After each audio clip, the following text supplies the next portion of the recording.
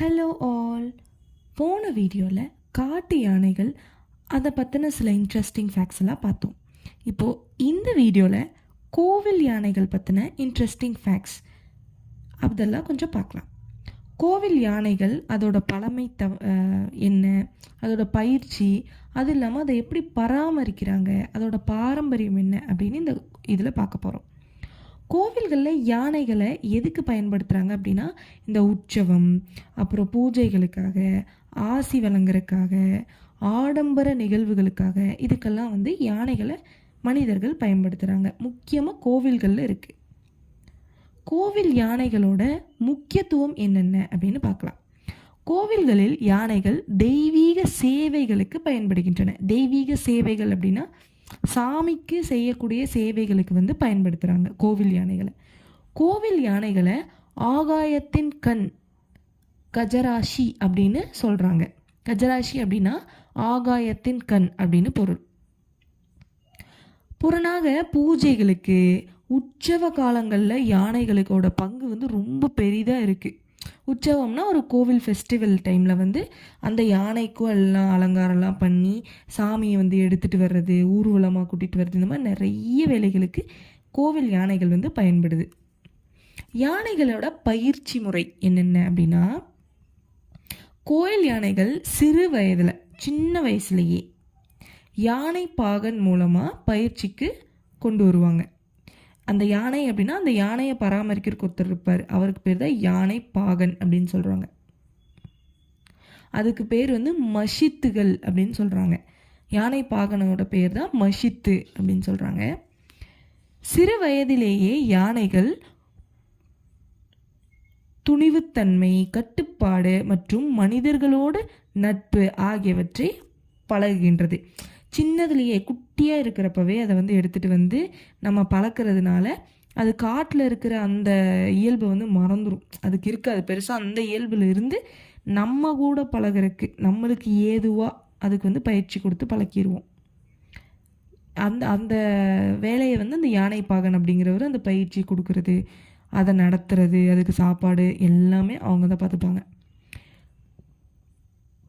யானைகள் யானை கட்டுப்பாட்டு கருவி அப்படின்னு சொல்லி இருக்கிறது என்ன அப்படின்னா, பயிற்சி செய்து அதுக்கு அங்கூசம் நல்லா சொல்லுவாங்க, அதெல்லாம் ஒரு குச்சி மாதிரி, அப்புறம் சங்கிலியில் போட்டு கட்டி வைக்கிறது, இந்த மாதிரி சில விஷயங்கள் எல்லாம் வச்சு அதை கட்டுப்படுத்துவாங்க.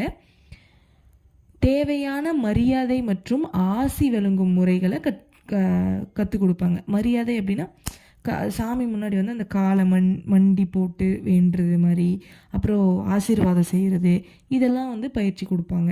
அதுக்கு சில கருவிகள் எல்லாம் வச்சு.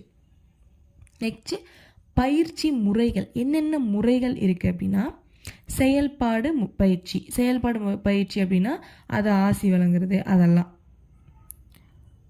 வலம் வர்றது. அதாவது இப்போ ஒரு கோயில் இருக்குன்னா கோயிலை சுற்றி வலம் வர்றது, இதெல்லாம் எப்படி அப்படின்னு சொல்லி கற்றுக் கொடுப்பாங்க.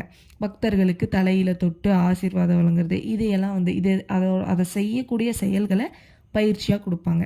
நெக்ஸ்ட்டு வசதி பயிற்சி.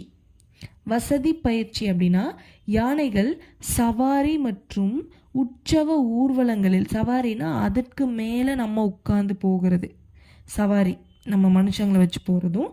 உற்சவம் டைமில் உற்சவம்னா கோயில் ஃபங்க்ஷன் டைமில் சாமியை அது மேலே வச்சு ஊர்வலமாக கொண்டு போகிறது, இதுக்கு பயிற்சி கொடுப்பாங்க.